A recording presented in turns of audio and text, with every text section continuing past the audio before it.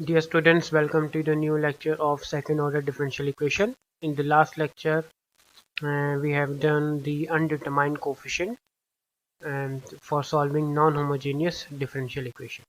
Now we have another method for particular solution yp, which is called a variation of parameters.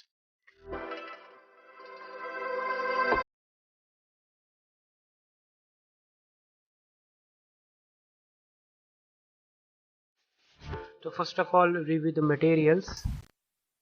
Variation of parameters was first introduced in section 2.3 and used again in section 4.2. A review of those section is recommended. ठीक है, ये जिल की book है, उसमें ये variation of parameter section 2.3 and 4.2 में use हुआ है, वहां से आप देख सकते हैं. ठीक है, रेकमेंड है कि आप इसको वहाँ रिव्यू कर लें. अगर वो आपने रिव्यू नहीं किया तो हम यहाँ से इसको दोबारा से थोड़ा सा आपको मैं बता देता हूँ कि है क्या एक्चुअली. जैसे आपने अनडिटरमाइंड कोफिशिएंट में yc और yp को ऐड करके जनरल सॉल्यूशन बनाया था, सेम प्रोसेस तो आपने यहाँ पर यही करना है कि आपने पहले yc निकालना और फिर yp निकालना. ठीक है, और दोनों को ऐड करके जनरल सॉल्यूशन निकालना. अब yc निकालने का तरीका तो वही है, जैसे तीन केसेस में से जो रूट जिसमें लाई करेगा उसका आप yc निकाल लेंगे. लेकिन yp निकालने का अब यहाँ पर मेंशन मेथड होगा कि आपको किस मेथड से करना है. तो यहाँ पर आपको वेरिएशन पैरामीटर से अगर करना है तो yp आपको इसके फॉर्मूले से निकालना पड़ेगा. इसमें कोई टेबल नहीं है. ठीक है, एज कम्पेयर टू अनडिटरमिन्ड कोफिशिएंट ये थोड़ा इजी है क्योंकि इसमें कैलकुलेशन है. कोई आपके पास कोई इसमें चेक नहीं करना कि yc yp डिफरेंट होना चाहिए या नहीं होना चाहिए. इसमें बस आपने अनडिटरमिन्ड कोफिशिएंट्स की वैल्यू निकालनी है और yp जनरेट करा देना है. ठीक है, let us see the introduction. The procedure that we use to find a particular solution yp of a linear first order differential equation on an interval is applicable to linear high order differential equation as well. To adapt the method of variations of parameters to a linear second order differential equation, ये आपके पास second order है. ठीक है, a2 a1 a0 coefficients हैं आपके पास. सही है, इसको हम अपनी इस इक्वेशन में लिख सकते हैं. ठीक है, हमारे पास जो जनरल इक्वेशन सेकंड ऑर्डर की ये थी, वहाँ आर ऑफ एक्स था, यहाँ एफ ऑफ एक्स, इससे कोई इशू नहीं है. ठीक है, तो ये हमारे पास जो है सेकंड ऑर्डर डिफरेंशियल इक्वेशन है आपके पास. ठीक है, अब ये हमारे पास क्या करना है, हमने इन्हीं इक्वेशंस को जो आर ऑफ एक्स होगा या यहाँ जो एफ ऑफ एक्स है, इसकी जो वैल्यू होगी वो नॉट इक्वल टू 0 होगी. ठीक है, तो हमारे पास जो इसका फॉर्मूला है yp निकालने का. ठीक है, ये डेरिवेशन जो है लिखी है आप देख लीजिएगा, लेकिन हम जो डायरेक्ट फार्मूला यूज करेंगे वो yp का वो यूज करेंगे कि u1 of x into y1 of x plus u2 of x into y2 of x. ये u1 और u2 जो होंगे ना, ये आपके पैरामीटर्स होंगे पर्टिकुलर सोल्यूशन निकालने के लिए. सही, इनकी वैल्यूज आपको निकालनी होंगी. और ये y1 और y2 जो होंगे ये आपके पास बेसिस होंगे जो आपने कॉम्प्लीमेंट्री फंक्शन निकाला होगा. सही है, y1 वो वैल्यू होगी जो आपकी yc के पहले कांस्टेंट के साथ आ रही है, यानी c1 वहां पर आ रहा होगा. ठीक है, तो c1 के साथ जो भी फंक्शन होगा वो y1 होगा और जो c2 के साथ फंक्शन होगा वो y2 होगा, कॉम्प्लीमेंट्री फंक्शन yc में. ठीक है, ये y1 y2 आपको yc से निकले मिलेगा और ये u1 u2 के फॉर्म में हमारे पास है, वहां से हम इसको सॉल्व करेंगे. ठीक है, तो इसमें एक तरीका ये होता है कि आप इसको डायरेक्टिव लेके कंपेयर कर लें. तो मैं इस मेथड के बजाय मैं आपको डायरेक्ट लेके जा रहा हूँ इस मेथड पे यहाँ पर. ठीक है, वो डेरिवेशन है, इसको आप स्किप कर जाएगा. हम फॉर्मूला लगाएंगे u1 प्राइम बराबर होगा w1 डिवाइड बाय w. ये रॉस्कियन होता है फॉर इंडिपेंडेंट और डिपेंडेंट सॉल्यूशन चेक करने के लिए हम ये रॉस्कियन निकालते हैं. ठीक है, वो बराबर होगा, अगर आप इसको y1 और w1 और w2 की वैल्यू पुट कर देंगे तो आपको u1 प्राइम मिल जाएगा. ठीक है, अब ये w1 किसके बराबर होता है, वो बराबर होता है minus y2 f of x, यानी y2 आपका कॉम्प्लीमेंट्री फंक्शन का जो सेकंड कांस्टेंट के साथ जो फंक्शन होगा वो होगा, f ऑफ x आपकी राइट हैंड साइड होगी और w आपका रॉस्कियन होगा जो निकलेगा इस फॉर्मूले से, इस डिटरमिनेंट से. ठीक है, y1 y2 और उसको नीचे वाली रो में होगा y1 का प्राइम और y2 का प्राइम. इसका डिटरमिनेंट ओपन करेंगे, ये नॉट इक्वल टू 0 आना चाहिए. अगर ये नॉट इक्वल टू 0 तो ये इंडिपेंडेंट सॉल्यूशन है. ठीक है, और अगर ये आपका रॉस्कियन w 0 के बराबर हो गया तो ये डिपेंडेंट हो जाएगा और सॉल्यूशन एग्जिस्ट नहीं करेगा. सही है, तो सबसे पहले आप क्या करना है, आपने ये y1 y2 लेना और इसके डेरिवेटिव लेने और इस रॉस्कियन की वैल्यू निकाल के पहले चेक कर लेनी है u1 और u2 निकालने से पहले कि ये वैल्यू नॉट इक्वल टू 0 है या नहीं. ठीक है, तो वेरिएशन ऑफ पैरामीटर में हर तमाम वैल्यू ये 0 नॉट इक्वल टू 0 ही आएगी. ठीक है, w1 यहाँ पर जो w1 है वो किस तरह निकलेगा कि पहले आपने पहली एंट्री 0 लेनी है, फिर y2 एज इट इज ठीक है, और y2 का प्राइम एज इट इज, तो ये जीरो और एफ ऑफ एक्स आ जाएगा यहाँ पे। अगर ये जीरो उसके नीचे एफ ऑफ एक्स लिख देना। ठीक है, पहला कॉलम चेंज होगा अगर आप W1 लगा रहे हैं, और अगर आप W2 निकाल लें तो उसमें सेकंड कॉलम चेंज होगा, फर्स्ट कॉलम सेम रहेगा। देखें, फर्स्ट कॉलम सेम है, सेकंड कॉलम चेंज होगा, तो सेकंड कॉलम में जीरो एफ ऑफ एक्स आ जाएगा, एफ ऑफ एक्स आ जाएगा। ये y2 आपके पास होगा, उसका डेरिवेटिव भी होगा, यहाँ पुट करेंगे, एफ ऑफ एक्स आपकी राइट हैंड साइड होगी, ये जीरो, इसको सॉल्व करेंगे, W1 आ जाएगा। जो भी वैल्यू होगी इसको यहाँ रखेंगे, W की जो भी वैल्यू यहाँ रखेंगे आ जाएगा U1 प्राइम। अब यहाँ से U1 निकालना है तो प्राइम है तो उसका मतलब उसका इंटीग्रेट लेंगे। ठीक है, जैसे हमने वेरिएशन ऑफ पैरामीटर्स में किया था। अब यहाँ पर हम U1 प्राइम है तो इसका मतलब है ये है du1 अपॉन dx, तो dx वहां चला जाएगा, सही है, और जो भी वैल्यू आएगी और उसको इंटीग्रेट कर देंगे तो U1 मिल जाएगा आपको। इसी तरह यहाँ से आपको U2 मिल जाएगा। ये U1 U2 की वैल्यू आप कहाँ पुट कर देंगे, आप पुट कर देंगे यहाँ पर। ठीक है, तो आपको yp मिल जाएगा। ठीक है, ये इसका प्रोसेस है कि इसको सॉल्व किस तरह करना है। एग्जाम्पल पर आते हैं तो आपको और क्लियर हो जाएगी।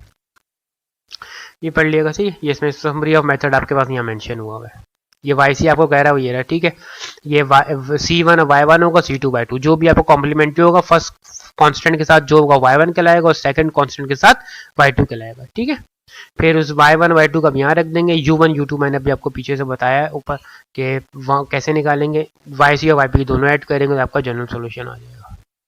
एग्जाम्पल पर आते हैं। ठीक है, अब आप गौर करेंगे ये इस तरह की अगर कोई कंडीशन हो जाएगी, सही है, अगर पॉलिनोमियल एक्सपोनेंशियल है तो उसको कोशिश करेंगे कि वेरिएशन पैरामीटर से करनी है। अनडिटरमाइंड कोफिशिएंट्स भी हो सकता है, लेकिन वहाँ थोड़ी डिफिकल्ट ये होगा कि आपको दो वाईपी सॉल्व करने पड़ेंगे, एक पॉलिनोमियल का वाईपी सॉल्व करना पड़ेगा और एक एक्सपोनेंट का। ठीक है, तो हम इसको वेरिएशन पैरामीटर सॉल्व करते हैं। वैसे मेंशन होगा कि आपको किस मेथड से करना है। ऑक्सिलरी निकालना है, इसकी ऑक्सिलरी क्या बनेगी, M square minus 4m plus 4 is equal to 0। Solve करेंगे, रूट्स आ जाएंगे आपके पास, एक ही रूट्स आ रहे हैं, सही है, विच इज इक्वल टू 2। और ये सेकंड केस बनेगा तो बनेगा c1 e raise to power 2x plus c2x e raise to power 2x, multiply करके लिख दिया।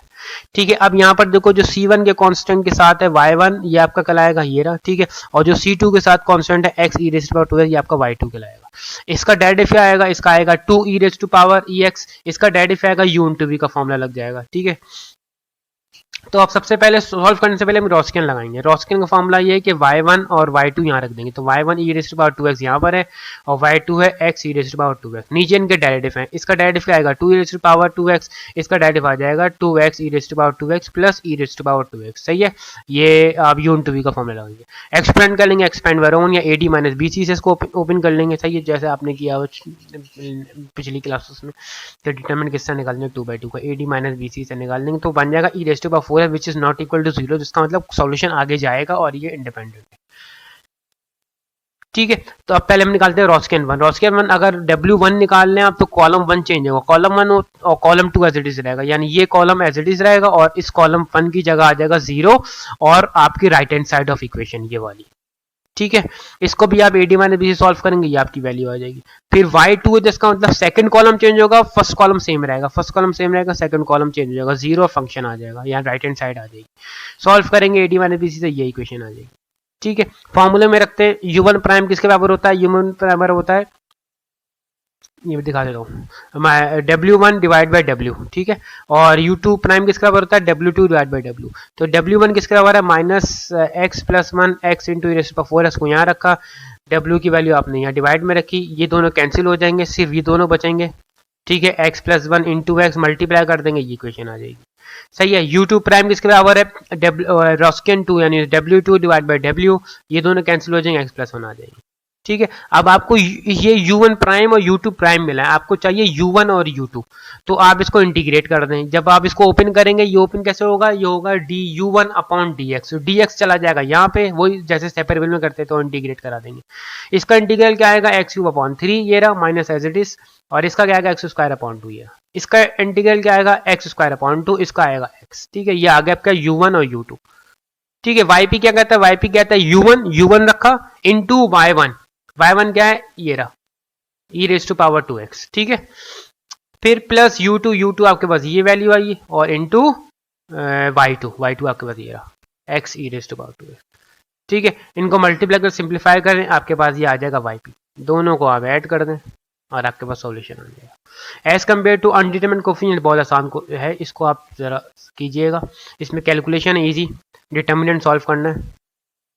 एक और देख लेते हैं, ये आपके पास है 4y double prime plus 36y into cosec 3x, ये CSC का मतलब कोसेक है। तो सबसे पहले इस 4 को हटाना होगा आपने, ठीक है। ये वेरिएशन पैरामीटर लगेगा उस वक्त जब तक ये डबल प्राइम सिंगल होगा। तो 4 से डिवाइड करा दिया आपने, ये 4 से यहाँ डिवाइड किया, 4 से यहाँ डिवाइड कर दिया, ठीक है। अब इसकी ऑक्सिलरी बना लें। इसकी ऑक्सिलरी क्या बनेगी, m square plus 9 is equal to 0, सही है। प्लस माइनस सी आउट आ जाएगा तो इसका मतलब कॉम्प्लेक्स रूट बनेंगे, तो केस नंबर 3 लगेगा, सही है। तो वहाँ पे ए बी लिया हुआ अगर किसी की बुक में तो वहाँ यहाँ ए बी आ जाएगा, अगर किसी ने C1 C2 लेके गया तो वो C1 C2 आएगा, दोनों कांस्टेंट होंगे।